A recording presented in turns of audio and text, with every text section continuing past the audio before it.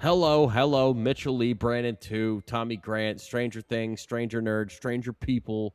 Let's dive right into it and not waste any of your time. Season 5, Chapter 4, it's The Sorcerer. This was the final episode of that first volume that was released on Thanksgiving Day. Love us at Thanksgiving Day. No, it wasn't released on Thanksgiving Day. No, It this was released on Thanksgiving Eve. I don't think I've ever heard the day before Thanksgiving called Thanksgiving Eve before, and now I kind of feel like that should become a holiday where you pre-snack and pre-game for the Thanksgiving feast. It's going to become a holiday where I go watch the Hornets get their ass beat. Thanksgiver or something is what we should call it. Thanksgiver? No, just Thanksgiving Eve. I'm going to make a new holiday where I just Thanksgiving Eve. I don't love it. Thanksgiving. Thanksgiving. Yeah. we should workshop that somewhere. Yeah, Thanksgiving. But So- I saw this 2 days ago though. I'm trying to stick to the podcast episode schedule. Also, I'm trying not to watch ahead, so I did not see episode 5. So Good man. I'm Good. blind. I'm blind. So this episode, I think, is just the bane of Mitchell and I's existence, because this might be the episode where we have to really admit that Will is a decent character and finally has his I moment. know. I never said that much. I never said that much. I mean, I think we're going to. It's I said he had. I said said that he had a good moment. I did not say he was a good character. We haven't even Stop talked putting about the words in my episode mouth. yet. We haven't even talked about it yet. Let's get it. Let's get to it. Will Cooks. And also, so to start off the episode, we kind of talked a little bit last week about how Joyce kind of has been kind of a backseat driver so far this season. I think she finally has her moment where she kind of steps back into the spotlight and, shows off her badass personality, where she fights off the Demogorgon with an axe. Kind of a good callback to season 1, where we kind of have her sitting on the couch with an axe waiting for the Demogorgon to show up. And she finally got the fight she was looking for. Yeah, I kind of appreciated that.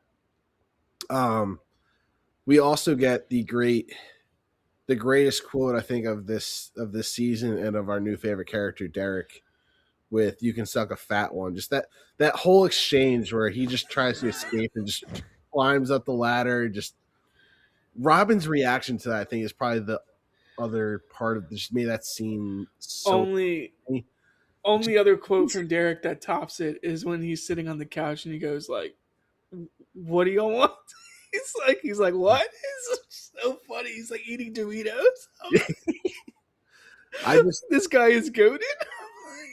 like last episode, I'm like, all right, this kid has potential. But then after watching him this episode, like, yeah, he might be my favorite. Yeah, he's one of my favorite characters of the season.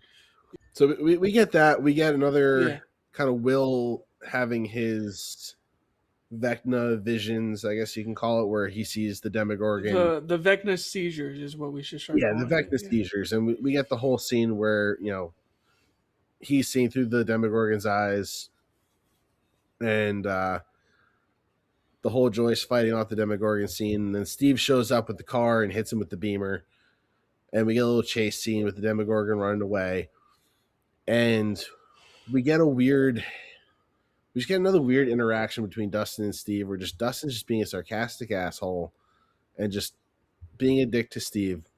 Don't like As it. He has all season. I know. It's just I think eventually it would turn around and just like stop, but I don't think it is. Yeah, like Steve's just being Steve. He's acting first, thinking later, whereas Dustin's the opposite. So I get that. But just I forget what candy he compares it to, but they have that moment where Steve's comparing the upside down wall to a candy. Is if I punch through, we should be able to break through. And I'm like, yeah, that makes logical sense. Let's do it. And I appreciate how Nancy is just the official leader of the group. Like, just the entire group. Everybody listens to Nancy all of a sudden. Like, she just became the alpha of this entire group. And do we want to jump ahead a little when they call for help and they're like, Hopper, where are you? And they're like, and he goes, we hit a wall. And he's like, what do you mean a wall? Oh, he's like, how do you explain it? He's like, not sure I can explain it. He's like, yeah, I just think those interactions are funny. And then Nancy goes, wait, where are you?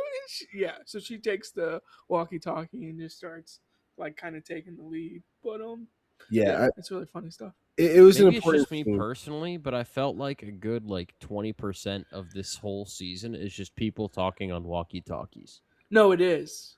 I mean, You're not wrong. I mean, that's what this season has become but you almost. know what? I'm happy that's what it 50%. is, because in the past seasons, we've always complained that they spend so much time, and they always have that episode where they all have to come together, share their information, and then they move on. Whereas this season, they're like, well, maybe if we constantly communicate with each other the Yeah, entire time, I guess the Duffer Brothers got around that. everybody knows what's going to be going on, and we don't have to have these episodes of just data dumps where we have to share everything with everybody. So I appreciate the fact that they're constantly using walkie-talkies. Communication is key, and the fact that they're in the Upside Down, kind of need it.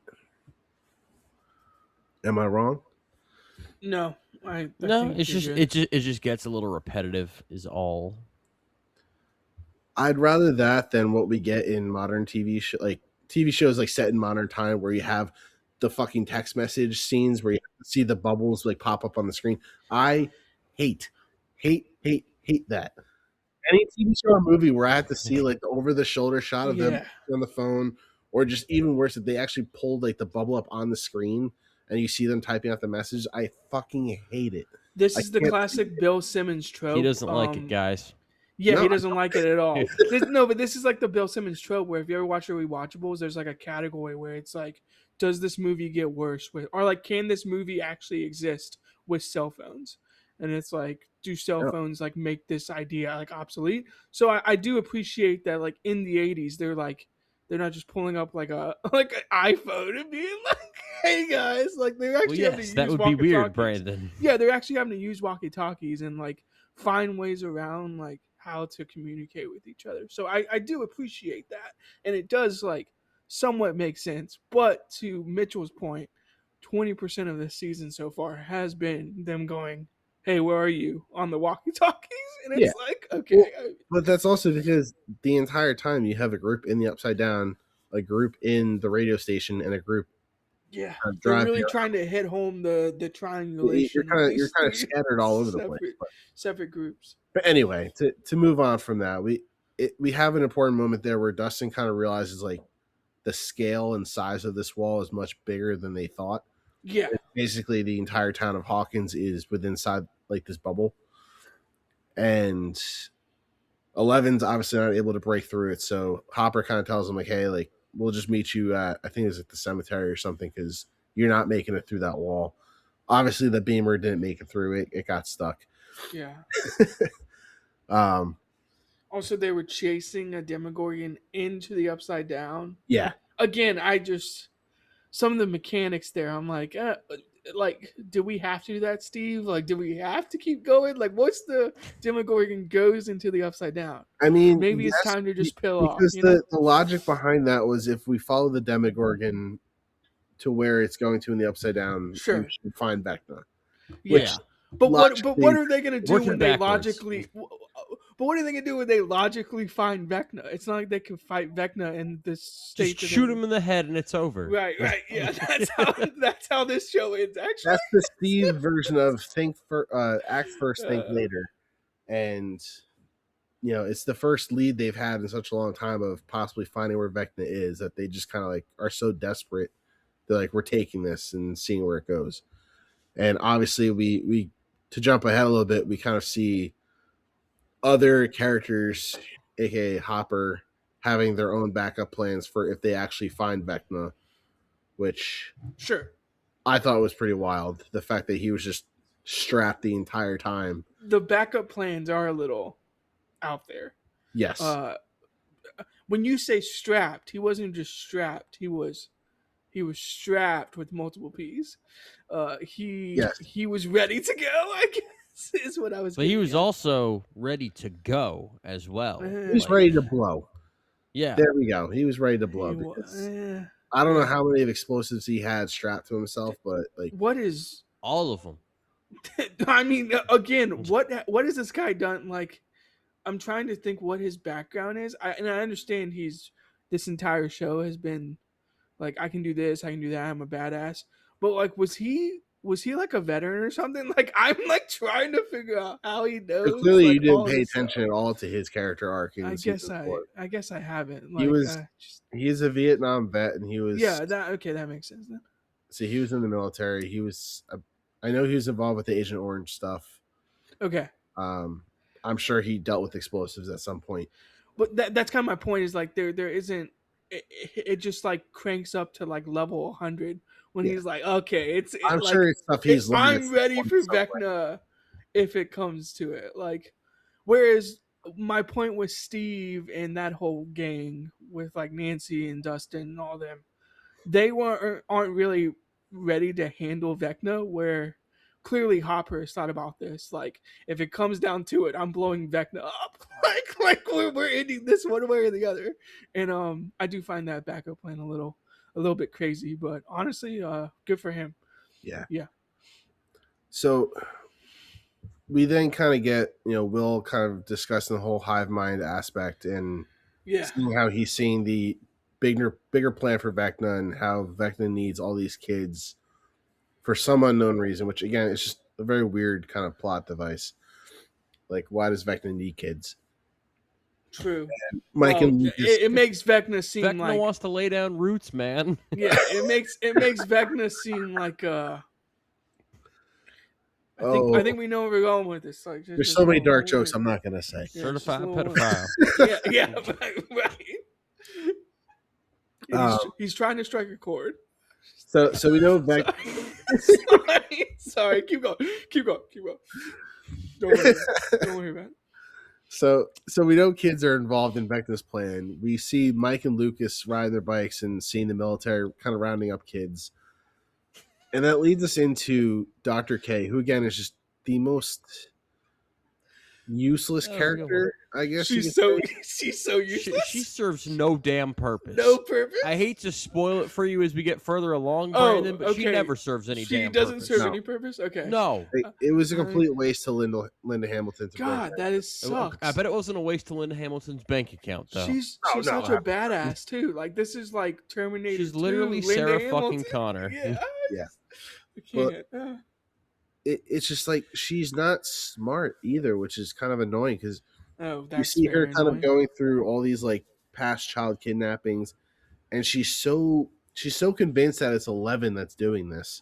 That's another thing is at some point are they just going to admit that they're like wrong? I mean, it's the government, so I don't expect. So here's my thing: is like they don't fully flesh it out because Vecna wasn't really known to anyone outside of the group at the end of season 4. Sure. Because anyone that saw Vecna died. But clearly the military knows that there's... The military knows of 11. They don't know about Vecna. Because even in season 4, when there was the whole debate over, like, all these things are happening. So they think 11 is, like, walling up Hawkins? Yes. That's crazy. Because in season 4, when 11's at that military base and the military comes to get her, they're so convinced that she's the one killing people in Hawkins, even though she's halfway across the fucking country. Right. And there's no talk of, hey, we're actually hunting this person, because Brenner keeps that tight to the chest, and Brenner obviously dies. Oh, obviously. Not able to share that. So up until this point, the military just knows about 11. They don't know about Vecna. So all the stuff that happened in Hawkins with the town basically imploding on itself, they're just convinced it's her. They have no idea he exists. And which I guess, some people call it fake news too. As the dad does, he's like, oh, another earthquake fake news story. I want to know if Hopper, because like Hopper always pulled the strings in the background with the government, kind of like trying to make deals and stuff. Right. I'm curious if he ever even like approached them to say, hey, it's actually this guy, not 11, and like try to like explain it, but it doesn't seem like that ever happened.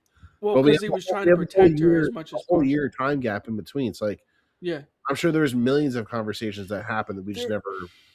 got they're any. also doing these like military sweeps of the Upside Down. Like Yeah. it's just very They clear had that time to build a whole that fucking go base. nowhere. yeah, that go nowhere. But they clearly have an idea of like what is going on in the Upside Down. I guess to your point, they just don't know what is Yeah. actually happening, and we even see that with the interactions with 11 and Hopper with the military personnel. Like, Yeah, I mean, like, they had time to build a whole fucking base in the Upside Down, and that was a whole another interesting thing. Again, Like, how much money is being spent yeah, on this town in Hawkins? I mean, not even that, but like, what is their purpose under there? Like, right.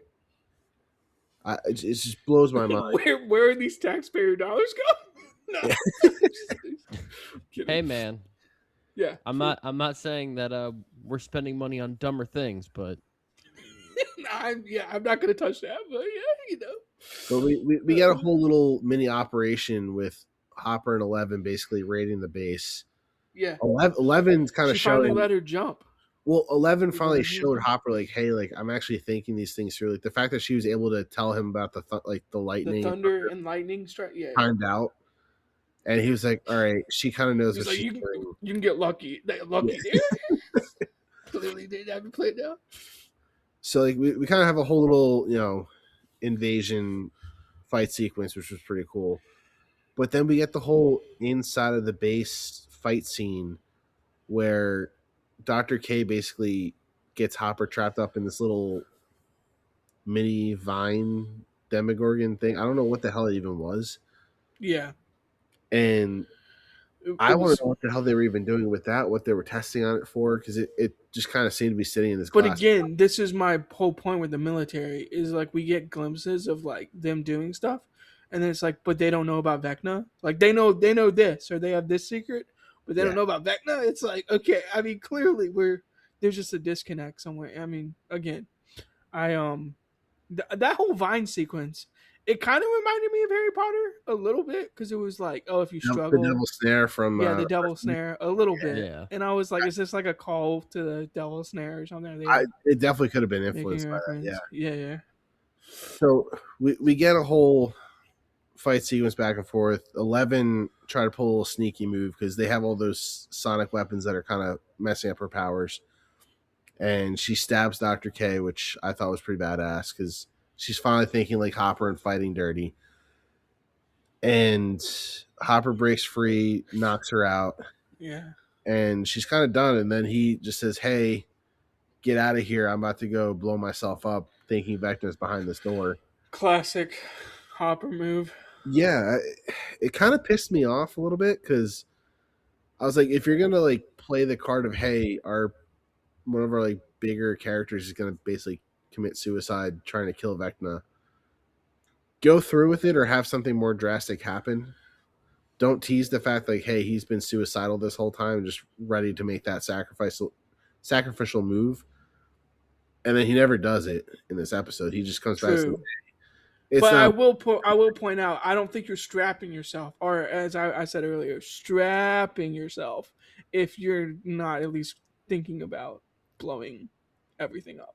But like they have this whole emotional scene, where he's basically, hey, I love you, blah, blah, blah. I'm so proud of what you are. Yeah. This whole lead up to like in any other movie would have been that scene where the person would have made the move. It's like, oh, we got an hour and a half of this, and I'm sitting there going like, oh shit. I was emotional like, because this series has what I call ball tickling disease. Oh, I see. They like to. This series is so tease a little bit. Dead set on playing with the balls that they forget about the penis. That is like the third most offensive thing that's been said in this podcast. So I gotta edit things. But is it? No, leave it in. But Leave it here's in. the thing. Here's the thing. Am I wrong? No. Thank you. I mean, and sometimes they don't even get to the balls. It's like, you're tickling my elbow, ma'am. Like, I just think you could have got a little more delicate landing there, but I understand. Yeah, well, I understand what you're saying. So we get this whole big build up for nothing, and then we find out it's not behind the door. It's Callie, our most favorite character from season 2. She's back. Why? And I feel like a lot of people like going I into actually this, don't like, hate the callback, but I don't again, either. you Like, I do. kind of had a feeling she would make a reappearance in this season At this because, point, just bring everyone back. I mean, like going up against Vecna, it made sense to bring her back because she's the only other surviving member of Dr. Brenner's experiments. True. But it just was kind of underwhelming of a reveal, I think. I wasn't like, it wasn't like a holy shit, she's alive. Like, I was kind of like, okay, Of course, she's back. alive. Yeah. Like, now I kind of want to know how you got captured because you have powers to make people see things and escape, and somehow got caught. But that was that little storyline. Going back a little bit, we get a whole sequence with Max and Holly in Vecna's brain, which I thought was pretty interesting because we got little glimpses into Henry's past where we see, I believe it's 1959, where we see Mrs. Byers. We see kind of the whole adult crew back in high school, including Steve's dad, who we never actually see in the show. But we finally get a name reference where we're like, oh, he actually exists. Yeah, Mr. Harrington actually is. I think it was Daniel Harrington, but yeah, we get the whole crew kind of back in high school, which I thought was kind of a cool little moment because that tied also into the play that I mentioned a couple episodes ago, the Broadway play. This definitely tied into that a little bit as well. I can't wait for the spinoff prequel series where it's all of them in high school. Waiting for that to happen. We are getting a spin-off series. We are getting a spin-off series. I don't. But you don't think it's going to be the high school? I would expect that to not be it.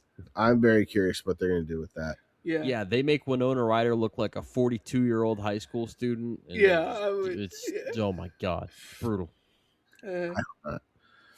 So we find out that Max has been hiding in this cave the entire time that she's been in this coma, and kind of hangs out because Vecna won't enter it. So we know this is kind of a traumatic memory area for Vecna that he won't enter. Yeah. She figures that out at some point. Yeah. And again, this is also, because I read about the Broadway play because I was very curious what it was about. You might as well see it now. I mean, this ties directly into the play, that whole cave scene. I see. Okay. They're almost giving us source material to go figure. Yeah. I mean, the Duffer Brothers did say like the play is canon to the Stranger Things universe. Like, good for them. Yeah, so it's a lot of details that probably a lot of viewers were like, "Well, I kind of wish I had seen the play to know what the hell was going on." Right. Yeah. So we find out, she's been hiding here. She kind of takes Holly through a little tour, magical mystery Vecna memory tour. What did they get on a school bus? Like what? Hop on a magic school bus. So I thought that was kind of an interesting little sequence. It was kind of and memory. She was like, I kept getting around. I kept like getting lost and back to the same spot. Yeah, and that's such a traumatic scene. Like walking into that room and seeing all those kids just like eyes gouged, bleeding or whatever is just crazy. And we kind of saw this last season when 11 hops into, I think that same memory, right? Piggyback, where she's doing the memory hopping through finding little things that don't belong to kind of jump into the next memory. Right. So I thought that concept was pretty cool. So that kind of wraps up that section with Max and Holly. And then we get the delightful Derek storyline, which I think it was my favorite of this episode. I really enjoyed Joyce kind of pep talking and kind of giving that, hey, some kids sometimes people just need a little bit of encouragement and someone to believe in them to like kind of turn the leaf and become a good person. You're not dickhead, Derek. It's like delightful. You're delightful, Derek. Yeah. And I really enjoyed the whole just him sitting, they basically tell him, hey, you're going to go to the military base, pretend like you got lost they forgot to wrangle you up, and you're gonna be our inside man. And he goes along with it, and I like and you how just have this random lunchbox you that got they you allow you to got keep. lunchbox is the code, and I really appreciate how when he first walks in, he's trying to he almost sounds like a wannabe preacher, being like, hey, if you're with Mr. What's It, I can lead you to the way, blah blah blah, and I can everybody's like, lead you to the promised land. Yeah. because everybody knows he's dipshit Derek's. Like no one kind of follows him except for Yeah, the true one girl dipshit. that's like, oh, and then all of a sudden he's got this whole group of followers just with their eyes shut doing this meditation, which I just that kind of happened quick. Clearly has the charisma and the charismatic personality to convert all these people. Yes. It's so far. Yeah, that did happen pretty quick. He just needed one person to kind of follow in line. The rest kind of went along with it. But just the whole close your eyes, meditate, and just the SWAT, just kind of whacking the kid that has to go next. It cracked me up. And we get Mike and Lucas digging their little hole, trying to get up, hitting the pipes. I was like, yeah, you kind of knew that was going to be an issue in about 5 minutes. Are you looking for the bathroom? Jesus, Mike, figure it out. It was a good improvised scene. Of course, he had that one, the one kid that had to rat him out. They almost had it perfect.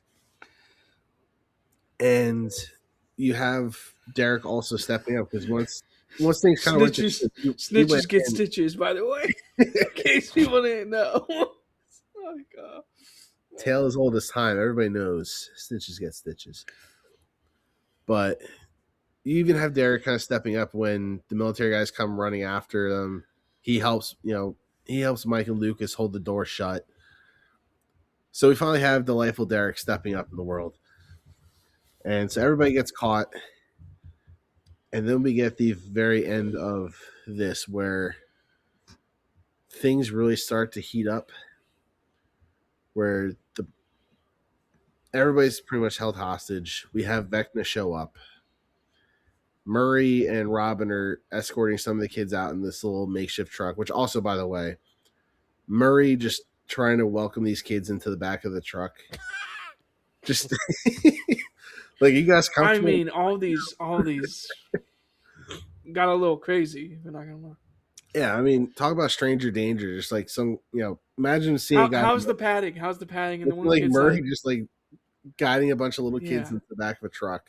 Yeah, and what the one kid, he asked him how comfortable he was, and the one kid was like, it's okay. And he's like, what? He's like, I tried my best to make it. It's so funny. Also, again, I every time it gets brought up, I'm just gonna say, what if we need a Murray supply run, 15-minute supply run episode break at some point. I don't know if we're gonna get it, but I'll keep bringing it up when Murray comes up as a character. Can we actually see him go get some of these supplies? Again, Duffer Brothers, I'm giving you. Maybe that's the spinoff series. Is Murray just goes on these supply runs? It's a good character. Just nonstop supply runs. Yeah, it's a good character. Let's show supply runs. I do think The Walking Dead does a good job of showing supply runs. I know The Walking Dead went on too long and there was too many seasons, but they're they also show that 20+ episode seasons, whereas we're stuck with 8 episodes. But okay, it's 8 episodes, Tommy, but they're also an hour and a half to 2 hours long. Fair. So I feel like there's a lot of show 10 minutes of Murray is all I'm saying. There's a lot of stuff we can nitpick and say they should have added this, added that. Fair enough. I have a whole list. Would you like to lay them out now? No, after we finish, when we get to the finale, I will give the whole list of things of just complete plot lines they forgot about and just characters they forgot about. Yeah, fair. But we have Will having another episode, the little Demogorgon seizure, and Vecna shows up and just completely fucks everybody up after the Demogorgon show up, of course. The death toll in this town is between rising. the Demogorgons just unleashing havoc and killing everybody. Yeah. and Vecna just strutting in with a whole new set of armor, I guess you can say. Like, I don't know if it's like, I don't know what it is, but it's like exoskeleton kind of armor, upside down armor. I don't know what you even want to call it, but Upside down armor. he just fucks shit up. He And upgraded the between one episodes. like he was almost like Groot, where he was just launching his arms all the way across, and the one shot where he just shoots his hand through the guy's head. That I was a little surprised it went that gory, but I fully appreciate that. That was dark. And we have a moment where he kind of pulls Will and explains why he picked him in the very beginning. And I feel like everybody's kind of expecting like kind of a special reason why, and it ended up just being, hey, you were some weak little kid, you're easy to hold, you were vulnerable. There was nothing special about you. It was just you were weak. And that was such a low blow, but you're such a wuss, yeah, basically. You a bitch. Yeah. Yeah. And just it kind of gives you another layer behind Vecna where it's just you kind of see what he's going for. He's looking for people that he can mold into basically a cult for himself. He wants kids that are weak, and I think he's just trying to mess some shit up. Yeah. And so we kind of will tie in with that. Joyce just absolutely. I'm very curious if Vecna recognizes Joyce. The fact that he probably doesn't even care. He probably has no idea who she is. Well, you think he cares? You think Henry cares? No. I don't know. 0%. I'm very curious. Like, maybe he does, but about Henry's life and like what he went through before he was taken in by Brenner, because he went to high school. He was friends with Joyce. He was in a play with Joyce, and all. Henry seems like the type of person to just block all that stuff out, compartmentalize. Possibly, I was very curious if he ever like put two and two together. Yes, it just the whole scene where he just destroys everything. He goes, "Who are you?" Will finally has his moment where all of a sudden he summons Vecna's powers and holds all the Demogorgons up and pulls the Vecna move and cripples them. I'm not going to lie. I was kind of rooting for Will in that moment. I'm like, all right, finally he's a badass character. I can get behind him. So Mitchell, I'm kind of curious what your thoughts are, because Brandon, Mitchell and I have been very also, he just wipes the nose too. He's just like, I guess I just did that. He's like nothing happened. I thought it was pretty badass. I was like, I really appreciated that scene. It was the first time that I've ever been interested in Will's character and thought, all right, now what do they do with this? Yeah. That's why I almost wanted to binge the next episode, but I was like, Brandon, hold off. I'm going to keep my thoughts on that close to the chest. Fair enough. Yes. Will's arc definitely expands big time in volume 2. Yeah, and you get a lot more of Noah Schnapp delivering dialogue, which I think that this was the best moment for Will's character because it was mostly done through action.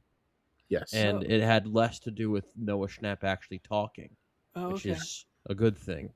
Less words for Noah. Man, I'm glad No, I don't think he's a good actor, man. It is what it is. I don't remember if we mentioned it or not earlier, but there was a line where they joke about his haircut. I think the haircut makes it different because he doesn't look. It does. He doesn't look normal. He doesn't look like a 6-year-old cosplaying as a 16-year-old. Yeah. Yeah. So he doesn't look like he enjoys getting beat up. I was really happy to see Will kind of really take on a bigger role in this episode. Also, I feel bad for skipping over Mike's moment where when the Demogorgons were first attacking, it was kind of a callback to the last season too, where when they were in California and you had the random agent montage scene where they just, that one shot camera motion following him around, shooting all the other guys. They kind of did the same thing with this, where we follow the Demogorgons attacking, and then we follow Mike's point of view moving the kids. That was a cool cinematography thing. Yeah. And I really appreciate them showing Mike kind of stepping up as the leadership role in this moment, where he's putting himself in front, making sure everybody's behind him, making sure they listen to him, look at him, because obviously you have a bunch of little kids that are watching all these people get completely slaughtered by monsters. They have no idea what's going on. Yeah. So that was a big leadership moment for Mike. So we have Mike stepping up. We have Will getting powers. A lot of stuff happening at the very end of this episode. This was definitely my favorite episode of Volume 1. And looking at the stats for the show, this was actually the highest rated episode of the series on IMDb, which I was a little surprised by. That's but a little surprising. Definitely, in my opinion, definitely for considering the end of when Max's brother gets sacrificed himself. Yeah. That episode's pretty peak, in my opinion. So this I do love this episode. I do want to get that. It was a great ending to this episode as well, and to this volume of. We're finally doing stuff. Yeah, it was a big pinnacle moment. Bye, little town in Indiana. Bye, Hawkins. Like, it's time for some people to die. Like, I just again, So with that wraps up this episode. That wraps up Volume 1 of Season 5. What do you guys rate this episode? Oof. Do you want to go first, Mitchell? Yeah. What do you guys think? I'm giving this a 9.1. This was definitely my favorite of this. Oh, you're giving it a 9.1. I'm going to give it a 9.1. Nice. Mitchell, I think Mitchell's like 8.8, 8.81, something like that. I'm going to go 8.92. 8.64. Ooh. Okay, not bad. So not quite as high, because I do think that. Actually, no, I'll go 8.74. 8.74 seems right. Yeah, no, it was definitely more fun than the previous episodes in the series. I do think we have some pacing issues, but liked what I saw. Yeah, I'm going high here. 8.9. Okay. All right. Big improvement over the last 3 episodes. I mean, we finally got some shit, you know? Like, yeah. I felt so bad coming in and like giving it 6s and being like, I don't like this. That's all right. Volume, but like they really stuck the landing. If we're being honest. All right. Well, that wraps things up for the first volume of episodes for Stranger Things Season 5. We return Stranger Things Season 5, Chapter 5. What's it called, Tommy? You're the one that knows all the episode names off the top of your head. Shock Jock. I guess you don't. Nope. Shock Jock. Shock Jock. All right. This one. Yeah, no, that's what he said. Yeah. We'll talk about it. He's just not listening to me. Yeah. We'll talk about it. So, bye. See you later. Goodbye.